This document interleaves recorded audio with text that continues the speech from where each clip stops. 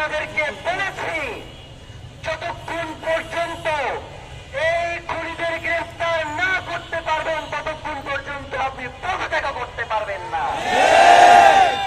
আপনারা যে পদত্যাগ করলেন, এই জনতা কি আপনাদেরকে পদত্যাগ করবার রায় দিয়েছে নাকি আপনারা নিজেরাই সিদ্ধান্ত গ্রহণ করেছেন? প্রিয় ভাইরা, পদত্যাগ কোনো সমাধান নয়, পদত্যাগ কোনো সমাধান নয়।